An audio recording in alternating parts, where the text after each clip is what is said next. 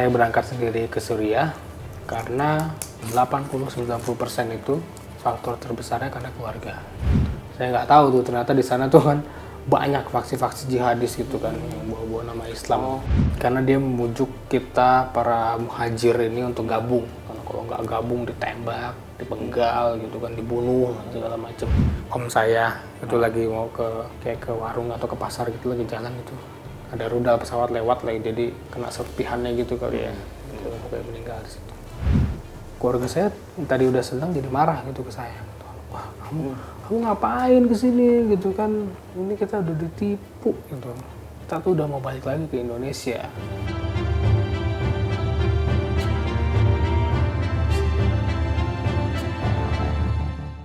Halo Detikers, kita jumpa kembali bersama saya, Alexander Sudrajat. Kali ini tamu saya tergolong istimewa, namanya Mas Febri Ramdhani. Dia baru saja meluncurkan sebuah buku memoir, perjalanannya selama 3 hari, judulnya nih, 300 Hari di Bumi Syam atau Suriah. Perjalanan seorang mantan pengikut ISIS. Febri, Assalamualaikum. Waalaikumsalam. Apa kabar, Feb? Alhamdulillah baik. Feb, boleh ceritain garis besarnya Febri berangkat ke Suriah itu apa motivasinya? Siapa yang membujuk sehingga Febri nekat ke sana itu? Ya, jadi pada saat itu waktu 2016 saya berangkat sendiri ke Suriah karena 80-90% itu faktor terbesarnya karena keluarga.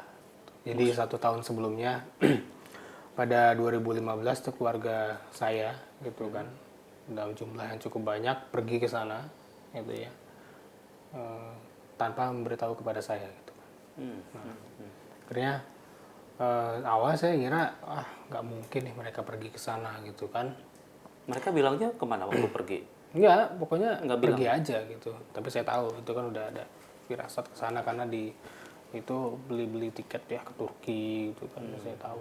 Pokoknya pergi ke sana intinya, tapi saya nggak ikut karena saya juga nggak waktu itu masih nggak setuju lah sama ideologi tentang propaganda ISIS waktu itu kan di media gitu. Apa sih ini nggak bener lah gitu kali ya. Cuman akhirnya setelah mereka pergi itu saya shock, saya depresi. Akhirnya ya udah gitu kan. Gila nih keluarga saya pergi semua gitu. Wah, Berapa orang sih? Selain ayah, ibu? enggak, ibu saya aja. Ibu? Ya, ibu saya, ada kakak saya juga ya, keponakan sepupu om. Dan akhirnya setelah pergi itu saya berpikir gitu kan, saya tinggal sendiri. Akhirnya ya mulailah buka-buka gitu kan media-media yang pro ke ISIS gitu kan. Saya lihat kayaknya aduh bagus juga sih ini kayaknya gitu ya. Propagandanya, tata kotanya, infrastrukturnya gitu kan, fasilitas segala macam sudah lengkap, sudah baik gitu kan, kesehatan, pendidikan semua bisa bekerja dengan bebas di situ. Cuma saya masih maju mundur gitu kan pas lihat itu. Aduh, akhirnya karena dorongan keluarga itu ya, terus sama ibu saya itu, akhirnya saya memutuskan untuk pergi. Maksudnya dorongan itu ibu berkomunikasi, membujuk rayu juga atau gimana maksudnya? Enggak, jadi nggak ada komunikasi ya selama mereka udah kesana, kita putus gitu. Tapi karena saya dorongan karena kangen dorongan lah, kangen, ya karena kangen lah, saya ngerasa bersalah. Jadi sebelumnya nih saya sempat ya konflik juga sama ibu saya gitu kan, sempat bandel lah dulu. Jadi ada perasaan bersalah di situ ya, tuh gue ditinggal nih gimana ya, kayak mau menebus kesalahan gitu. Ya udah akhirnya pergi ke sana lah gitu kan buat nyusul ibu saya gitu. Saya mau minta maaf gitu kan, dan ya bonusnya itu kan katanya tempatnya baik gitu di medianya ya gitu kan. Ya udah akhirnya saya pergi dengan bantuan ada kerabat saya gitu kan, akhirnya langsung menuju ke Turki waktu itu. Dari Turki cuman berapa hari, itu 2016 ya. Akhirnya dari Turki itu cuman stay sekitar berapa ya, 5 harian lah gitu. Sebentar langsung dapat akses buat lanjut ke perbatasan Turki Suriah gitu. Terus ya udah gitu kan, perjalanan 1 hari, ada 1 bis di situ kita masuk ke Suriah itu kan. Akhirnya paspor diambil tuh pasti perbatasan itu kan, semua paspor, identitas, KTP segala macam diambil semua. Akhirnya bisa masuk, kita lari. Di situ ada bukit di situ selama kurang lebih 6 jam gitu ya, karena banyak tentara perbatasan gitu ya. Berjalan kaki 6 jam. Lari naik bukit 6 jam itu, naik turun dari jam 12 siang sampai turunnya lagi tuh jam 6 sore. Berapa orang tuh Feb waktu itu? Itu 20-an. 20-an orang. Campur-campur itu ya. Dari berjam negara. Rata-rata si Eropa. Ya udah masuk Suriah, itu ditampung di safe house berapa hari. Sampai situ nunggu instruksi lagi. Akhirnya dapat instruksi lanjutan, kita pindah ke satu tempat. Nah, satu tempat itu singkat cerita sempat ditangkap lah ya, ditahan sama salah satu faksi jihadis di sana, yang mana saya nggak tahu tuh ternyata di sana tuh kan banyak faksi-faksi jihadis gitu kan, yang bawa-bawa nama Islam. Karena saya kira waktu sebelum berangkat itu karena fokusnya ke ISIS, ya udah di sana tuh adanya ISIS sama yang pemerintah resminya itu aja gitu. Tapi ternyata banyak di sana gitu ya. Tuh akhirnya ya udah ternyata ditangkap, ditahan selama ya kurang lebih 1 bulan lah gitu, dipaksa.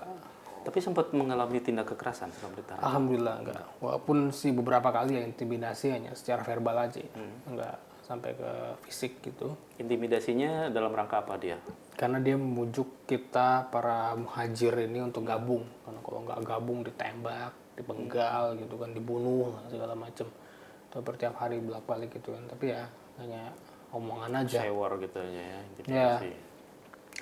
Cuman ya di kelompok saya ini pada kekeh kalau kita tuh bukan mau gabung ke ISIS gitu, tuh menjadi warga biasa, relawan gitu, karena kan di sini katanya baik lah gitu. Ya udah sampai 1 bulan akhirnya dilepas gitu, karena nggak mau gabung juga. Ya udah ditaruh lagi ke satu kota sama faksi itu. Ya udah dibebasin lah dari dekapan mereka jadi warga sipil. Dan itu masih kita nunggu lagi lah sama informasi. Jadi ya saya banyak nunggu lah instruksi. Jadi Feb, yang dari Turki mulai ke perbatasan barengan beberapa orang itu, belasan sampai 20 orang itu, mereka rata-rata dari negara mana aja tuh? Dan kenapa mereka sampai ke Suriah juga, terpikat ke Suriah? Apa yang dicari? Rata-rata dari Eropa gitu kan, cuman saya nggak terlalu banyak komunikasi karena waktu itu baru, dan yang grup yang pertama ini nggak bisa bahasa Inggris, makanya agak repot gitu. Jadi Eropanya tapi nggak bisa bahasa Inggris? Nggak bisa. Eropa kayak Rusia gitu, kayak Eropa Timur sana. Ya kayak, dan ya kayak apa sih tuh, Eropa yang agak Arab gitu lah, kayak Kyrgyzstan gitu kan, masih bahasa Rusia juga gitu ya. Beberapa dari situ-situ. Jadi pas awal-awal masuk itu masih agak susah komunikasi lah gitu. Udah pokoknya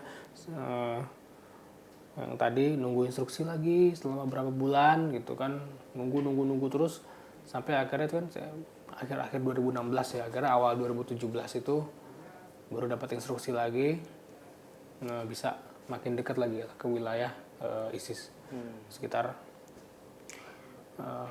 wilayah apa ya, Kota Hama ada kalau nggak salah itu ya, di situ Kota Hama. Sebentar nunggu di situ, dan tapi pas sebentar itu sempat dipaksa buat militer gitu kan saya, karena yang udah ke situ wajib. Nah, tapi saya sempat negosiasi nih, karena kan tujuan bukan militer juga gitu, jadi mau ketemu keluarga gitu. Jadi udah gimana nih, saya pikir saya ngomong ke salah satu pemimpin di daerah situnya ya. Alhamdulillah ada yang bisa translate, ada orang Mesir gitu. Saya ngomong bahasa Inggris, dia translate ke bahasa Arab. Udah saya ceritain semua tuh kan, saya sini mau ketemu keluarga saya gitu kan, saya udah setahun lebih nggak ketemu gitu kan, orang tua saya segala macam gitu. Akhirnya dibolehin gitu ya. Kamu bawa foto keluarga nggak waktu itu? Nggak bawa. Karena udah disita semua dari awal itu ya? Iya, jadi kan dari perbatasan tadi tuh barang udah nggak ada. Sorry, motivasi keluarga waktu itu ibu dan kerabat-kerabat ke Suriah tuh ngapain sebetulnya? Nah, jadi pada saat itu memang kondisi kan ekonomi lagi di bawah, lagi ada usaha yang kurang bagus lah ya, bisa dibilang udah mulai bangkrut. Ibu pedagang? Enggak, ada perusahaan. Kalau ibu saya bekas PNS, Terus Wirausaha gitu. ya ada perusahaan lah kayak kantor gitu, punya kantor, pokoknya bangkrut. Perusahaan keluarga udah, dan pada saat itu banyak juga yang sakit gitu kan, sakit keras gitu kan. Anggota keluarga yang Anggota keluarga kayak kakak saya juga sakit gitu, dan butuh biaya gitu. Akhirnya lagi keadaan seperti itu di 2014 itu ya, jadi ada deklarasi kan pertengahan itu yang ISIS di media. Jadi pas keluarga saya melihat itu, wah kayaknya ini ada solusi nih gitu kan, ada angin segar gitu. Akhirnya ya udah coba-coba gitu kan, dan katanya syariat Islam juga gitu di sana. Ya udah akhirnya karena hal itu ya nekat lah mereka ke sana. Itu intinya. Ya udah akhirnya ya udah balik lagi gitu kan ke apa tadi tuh saya, ke Hotahama. Kota Hama ya. Sebentar, memang ibu dan beberapa kerabat secara apa ya aktif di pengajian kayak gitu-gitu nggak? Enggak, kita jadi nggak ada afiliasi ke kelompok-kelompok di sini gitu. Saya malah tahu juga pas balik dari sana kan, ketemu di ngobrol sama polisi segala macam, baru tahu ada apa kelompok-kelompok di sini tuh apa aja. Itu kan, jadi kita nggak kenal, itu kita benar-benar independen gitu kan, sendiri. Motivasi ibu mah bener-bener apa ya ingin bangkit dari keterpurukan ekonomi aja ya. Ya, Di sini ekonomi tertekan, di sana ada yang menjanjikan. Itu Ya, aja benar-benar ya, motifnya ekonomi. Nggak buat wah ini bisa menjalankan syariat Islam dengan lebih baik kayak gitu nggak. ya nggak begitulah, karena udah lagi di bawah gitu kan, karena aduh mau ngapain nih, bingung. Udah akhirnya ke sana. Kalau ayah masih ada waktu itu. Ya masih, cuman orang tua udah pisah waktu itu. Oh, oke. Ya saya nggak ikut. Ada Oke, selanjut di Kota Hama ini Kota Hama perjalanannya. itu ya. Oke. Di Kota Hama akhirnya sebentar juga nunggu, tadi kan saya akan negosiasi dibolehin cuma berapa minggu di situ. Jalan lah masuk ke, bisa ke Kota Rokoh, ke ibu kotanya. Itu perjalanan Raqqa ya, itu agak apa? Perjalanannya tuh luar biasa juga sih, nanti kalau mau tahu detailnya adalah di buku lah gitu. Oke, singkat cerita masuk Kota Rokoh, sana didata sebentar gitu kan, saya tanya ke situ, ternyata ada salah satu staff di kantor ISIS-nya tuh orang Indonesia gitu kan. Itu tulis di dinding itu kayak pakai kertas tulisan bahasa Arab, tapi pasti baca tuh bahasa apa, nama Indonesia gitu, nama Indonesia. Siapa namanya? Saya lupa itu, makanya ada Al Indonesia belakangnya tuh, ke Indonesia tuh. Tapi ada sempat itunya. ketemu muka ya? Iya, makanya saya mau ketemu dia nih. Kan saya akhirnya bilang saya mau ketemu dia dulu nih. Akhirnya saya ketemu. Nah, itu kan pagi-pagi tuh kalau nggak salah tuh ya. Jadi berangkat dari Hama ke Rokoh tuh jam 5 sorean ya. Nyampe sana jam 3 pagi gitu kan. Kira itu tunggu siangan dikit, ketemu, itu ngobrol. Saya kenal, oh nih keluarga saya ada banyak di sini, kenal nggak mungkin. Akhirnya ternyata pas dibilang itu kenal, akhirnya ya udah dibolehin ketemu karena udah lama kan, setahun lebih. Tapi sebenarnya itu nggak boleh gitu kan, tapi karena udah lama nggak ketemu, ya udah, dan dikasih waktu 2 hari doang. Setelah itu katanya kamu wajib militer ya gitu katanya ke orang itu. Wah gitu kan, mana udah pokoknya saya iain dulu, yang penting ketemu keluarga dulu gitu. Ya udah akhirnya dibolehin, saya ketemu keluarga saya, dan itu wah itu momen emosional banget ya buat saya gitu. Akhirnya ternyata Pas masih bulan apa itu ketemu? Februari 2017 Di Kota Raqqa. Kota Raqqa gitu. Kondisi ibu dan keluarga yang lain waktu itu? Masih sehat, Alhamdulillah masih sehat. sehat. Saya ketemu gitu kan, saya sedih, saya nangis ya, saya peluk lagi gitu ya, keluarga saya gitu kan. Wah, masih hidup semua, walaupun ada sebenarnya ya yang meninggal juga ada gitu kan. Tapi karena sakit atau Enggak, karena ikut salah berjihad? satu ada om saya itu lagi mau ke kayak ke warung atau ke pasar gitu, lagi jalan gitu, ada rudal pesawat lewat lagi, jadi kena serpihannya gitu kali ya, gitu, pokoknya meninggal di situ. Ya udah, jadi kan ketemu keluarga, sedih, udah seneng bisa ketemu lagi. Tapi habis itu saya bilang kan, ya udah saya cuma 2 hari di sini nih, habis ini disuruh militer gitu, gimana gitu. Ya udah, akhirnya tiba-tiba pas kayak itu keluarga saya tadi udah senang jadi marah gitu ke saya. Wah kamu ngapain kesini gitu kan? Ini kita udah ditipu gitu. Kita tuh udah mau balik lagi ke Indonesia gitu kan. Kita udah cari cara kemana-mana tuh balik lagi ke Indonesia gitu. Wah saya bingung dong, gitu kan. Loh kemarin kok pas berangkat tuh rame-rame itu semangat gitu ya di sini. Ternyata begitu. Ya udah dijelasin lah ternyata selama di situ apa yang mereka dapat tuh nggak sesuai lah pokoknya dengan propagandanya di ISIS itu. Semuanya palsu, Palsu, bohong. bohong semua gitu kan. Nggak ada syariat Islam, nggak ada keadilan, semua mereka barbar asal bunuh sana bunuh sini gitu kan, nggak jelas. Ya udah kira dibilang kita udah mau pulang, udah kita cari cara lah pokoknya jangan sampai kamu ikut militer gitu kan, cari cara gitu. Akhirnya saya pura-pura sakit lah waktu itu, pura-pura sakit yang beneran akhirnya sakit gitu kan, sampai dibawa ke rumah sakit sampai saya disuntik. Saya nggak diperiksa tuh sama dokter di sana itu kan. Main suntik aja. Iya saya. Jadi nggak ketahuan sakitnya Nggak apa? usah di apa sih di stetoskop gitu kan gitu. Itu nggak sama sekali dilihat untuk kelihatan sakit. Memang waktu itu kondisi agak menurun, terus lagi di rumah sakit disuntik lagi yang sebenarnya bukan sakit yang itu gitu kan, jadi malah sakit beneran gitu. Jadi banyak sakit-sakit, muntah-muntah lah, diare segala macam gitu kan. Ya udah gitu katanya. Bagus lah kata keluarga saya gitu kan, biar memperkuat alibi kamu gitu kan. Ya udah, terus selama beberapa hari saya sakit dikasih infus, kasih obat apa lah nggak jelas gitu kan. Ya udah saya nunggu gitu di rumah. Dan akhirnya bisa lebih lama bertemu dengan keluarga di situ ya, Iya, nggak jadi cuma 2 itu hari. aja gitu. Nah udah setelah 2 hari kan bolak-balik tuh orang ISISnya datang ke rumah di sana.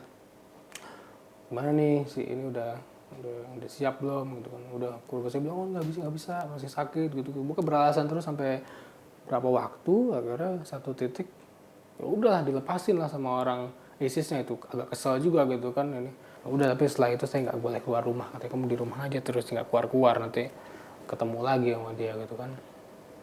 Nah, ya udah itu akhirnya keluarga saya mulai lagi lanjut cari jalan pulang gitu kan, ketemu penduduk sipil sana, coba kontak gitu kan. Kita juga hati-hati gitu di sana, kita mau kontak ada yang taunya intelnya atau kayak gimana gitu kan, jadi susah nyarinya. Nggak gampang juga kan membedakan mana nih masyarakat yang pro pemerintah, mana Iya, masyarakat yang pro ISIS gitu. Iya, dan ternyata juga sebenarnya pas udah ke belakang-belakangan lagi rata-rata sih penduduk sana itu ya dirokok gitu. Bukannya wilayah-wilayah yang dikuasai ISIS itu nggak ada yang suka dengan Sama ISIS. pihak ISIS gitu. Warga sipil Suriah karena nggak adil, karena barbar segala macam lah gitu. Mereka asal bunuh lah gitu. Hukum-hukum yang sebenarnya bukan wajib yang dibilang sesuai syariat Islam, penegakan hukum iya Islam itu nggak sesuai pokoknya semua gitu kan ya, mereka sesuai kemauannya sendiri lah pokoknya gitu. Feb, sorry, sebelum kamu dapat cerita dari keluarga, dari ibu bahwa ISIS tuh tidak seindah yang digembar-gemborkan, kamu sendiri sempat mengalami sesuatu yang ini mulai pertentangan batin. Oh ternyata kok kayak gini ya ISIS. Sempet nggak? Atau melihat tindak kekerasan yang ngelihat langsung? Ya. Oke, jadi sebelumnya kan pas saya yang ketangkep dari mulai masuk Suriah, berapa bulan di Suriah sebelum sampai wilayah ISIS, saya sempat masih ya tetap positive thinking gitu. Ini ISIS oke lah gitu, ini nggak beres semua nih yang tempat ini. Tapi ternyata pas masuk sana jauh lebih buruk gitu kan, hancur tempatnya, nggak sesuai.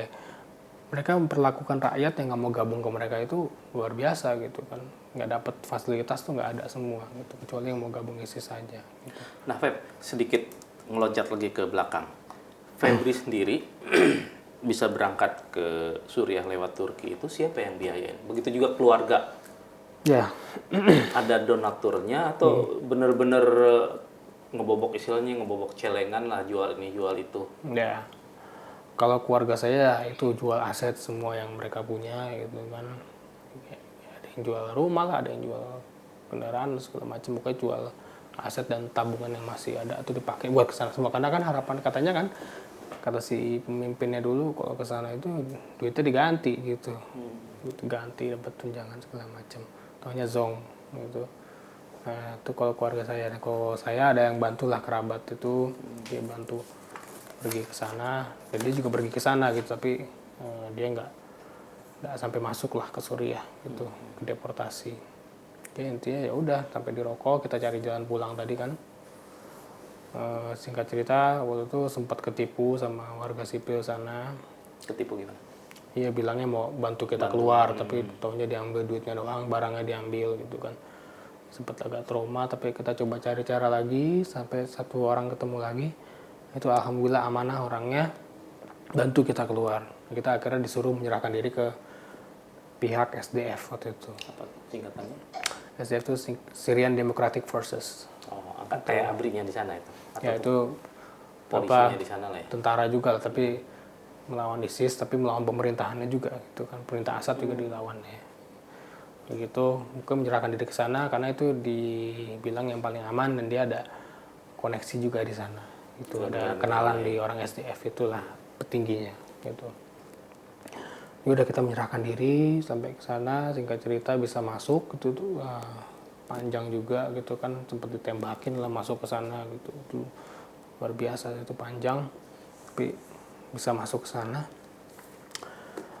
Ya udah di sana itu saya sempat di penjara akhirnya gitu kan, satu kota namanya di kota Kobane. Karena melakukan apa? Ya karena ya masuk ke SDF itu yang laki-laki prosedurnya seperti itu kali ya, SOP seperti itu, yang laki-laki ke sana, Ditahan dulu. yang perempuan-perempuan dan anak-anak ke campnya UNHCR waktu itu. Ya udah kurang lebih 2 bulan. 2 bulan. Ya udah diinterogasi gitu kan di sana ya. Saya ceritain lah semua gitu. Dan ternyata yang keluarga saya yang perempuan ini di interview juga banyak sama jurnalis internasional gitu, bilang kita tuh udah ketipu segala macam gitu, kita mau pulang. Ya udah, tapi akhir itu setelah itu pemerintah lihat dan akhirnya mau mulai melakukan penjemputan. Karena tadi sebelumnya kan pas masih di rokok itu waktu kontak ke pemerintah gitu kan, ke kedutaan itu mereka masih belum bisa jemput. Karena ya ya nggak mau lah ngambil resiko masuk ke kota ISIS gitu, ngirim orang ke sana, nggak tahu keluarnya. Pokoknya dibilang keluar dulu dari wilayah ISIS. Nah ini akhirnya alhamdulillah udah keluar, bisa lah melakukan proses penjemputan gitu. Akhirnya setelah 2 bulan alhamdulillah dijemput itu di dekat Irak gitu ya, di perbatasan. Ada beberapa perwakilan dari pemerintah Indonesia di situ.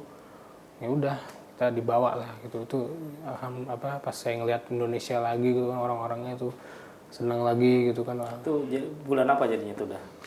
Pertengahan 2017 udah masuk? Ya Agustus lah. Agustus. Itu kan saya menyerahkan diri ke SDF itu yang bulan Juni kurang lebih ya. Terus 2 bulan sampai Agustus awal ketemu pemerintah, udah dibawa ke salah satu kota di Irak. Itu ya tanya-tanya sebentar gitu kan. Dari situ barulah dipulangin ke. Merayakan Agustusan tuh masih di sana ya? Enggak, kan awal Agustus. Awal Agustus. Karena cuma bentar doang, 3 hari kalau nggak salah, terus pulang ke Indonesia. Ya udah, sampai Indonesia tampung ke BNPT waktu itu. Ya udah selama kurang lebih sebulan di sana ya, kita mendapatkan pelatihan juga di sana, wirausaha gitu kan. Di Sentul ya? Di Sentul gitu. Ya udah setelah dari situ alhamdulillah setelah 1 bulan kita boleh dikembalikan lagi ke masyarakat. Walaupun ada beberapa orang yang dia anggota keluarganya ya dibilang pemerintah harus tanggung jawab lah gitu, jadi nggak bisa pulang semua gitu. Kita balik lagi ke masyarakat, kita pulang lagi, kita mulai lagi dari nol gitu semuanya. Dan kita ya udah, kita bertekad pas waktu itu kalau balik lagi ke sini mau lah untuk membantu pemerintah, membantu semua masyarakat maupun LSM segala macam buat menyampaikan fakta apa yang terjadi di sana gitu ya, supaya orang-orang tidak ada lagi yang tertipu seperti saya dan keluarga gitu.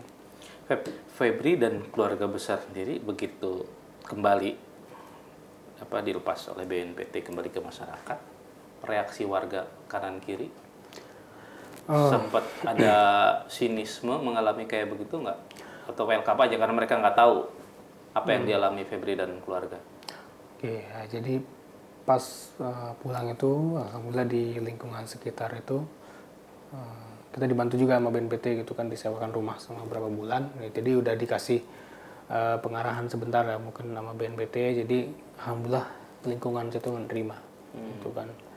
Karena mereka lihat ya memang kita tertipu gitu ke sana gitu kan, bukan ada maksud melakukan kekerasan segala macam gitu. Jadi balik alhamdulillah diterima ya, Ya udah paling kalau yang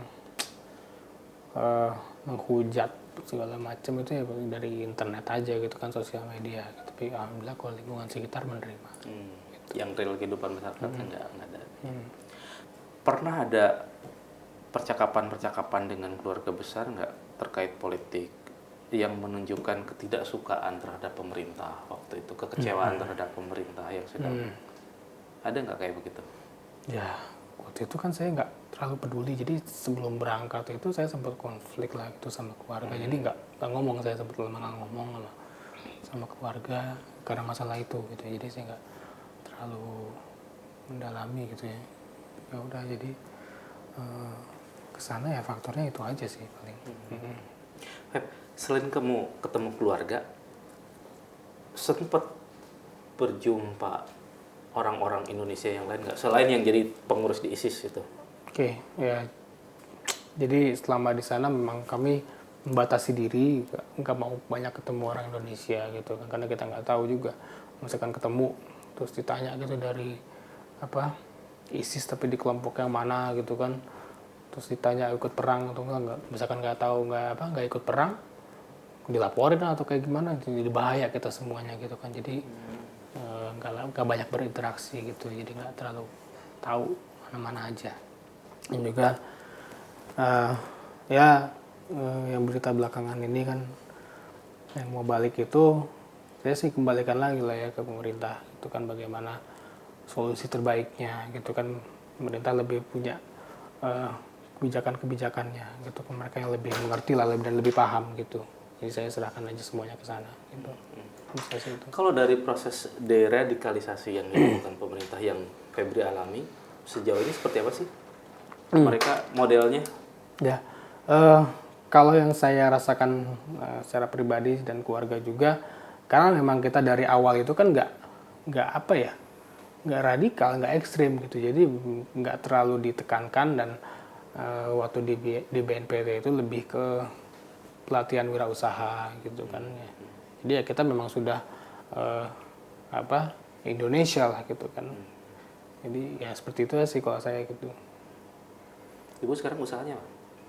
Ya kita sempat buka jualan lah cemilan kecil-kecilan gitu kan ya. Karena alhamdulillah udah bisa survive lah ya. Bisa survive gitu. Dan saya juga sering lah buat campaign perdamaian gitu kan. Saya juga kerja di salah satu media gitu kan, yang dibantu oleh Pak Nur Huda Ismail itu. Dia punya yayasan. Dia punya yayasan, saya bantulah buat bikin tulisan buat kontra narasi gitu. Pengalaman saya selama di sana gitu kan. Ya intinya sih gitu, berkontribusi lah buat semua kalangan supaya nggak ada lagi kayak kita, dan insya Allah bermanfaat. Ya salah satunya saya juga bikin buku ini. Ini buku pertama? Buku pertama saya. Berapa lama nih ditulis? Kurang lebih hampir 7 bulan. 7 bulan? 7 bulan lah kurang lebih. Karena pas saya waktu pulang itu saya kepikiran berapa bulan setelah pulang gitu kan, di 2017 lah. Kayaknya bagus juga nih kalau misalkan saya bikin tulisan gitu. Ya udah saya tiap ada waktu senggang tulis dikit-dikit gitu kan. Diketik ya, bukan ditulis, diketik gitu di komputer. Dikit-dikit ya alhamdulillah jadi. Dan alhamdulillah bisa terrealisasi sekarang gitu. Kalau saya pribadi harus tetap maju gitu, jangan sampai gitu kan, karena ini kan banyak ya, bukan hanya di Indonesia nih, fenomena kan internasional gitu, orang-orang banyak kepincut ke kelompok ekstrim ke sana gitu kan. Yang mudah-mudahan buku ini bisa membukalah pikiran mereka gitu, meningkatkan critical thinkingnya lagi gitu. Perlunya kita harus bertabayun, meng-cross check berita yang masuk gitu kan. Kesalahan kami dan keluarga kan seperti itu kan, penyesalan kami karena melihat berita tuh hanya berita ISIS-nya aja gitu kan, satu perspektif aja, ini benar gitu kan, padahal media-media lain bilang kan ini nggak beres gini-gini. Tapi karena kita ya banyak faktor juga kan, kita percaya itu lagi kondisi juga sedang kurang baik, kita percaya, akhirnya ternyata penyesalan yang dapat gitu kan. Ya udah kita balik, saya bertekad gitu kan, ya udah buat seperti ini gitu. Oke. Detikers, demikian bincang-bincang saya dengan Febri. Dia telah menceritakan betapa getirnya kehidupan di wilayah ISIS. Dan dari cerita Febri di buku ini juga bahwa kampanye ISIS sebagai surga dunia, sebagai negara yang paling menjalankan syariat Islam, ternyata semuanya bohong besar. Dan Febri sudah membuktikan itu, menjadi saksi mata langsung di lapangan. Kita jumpa kembali dengan isu dan narasumber yang lain. Febri, terima kasih banyak.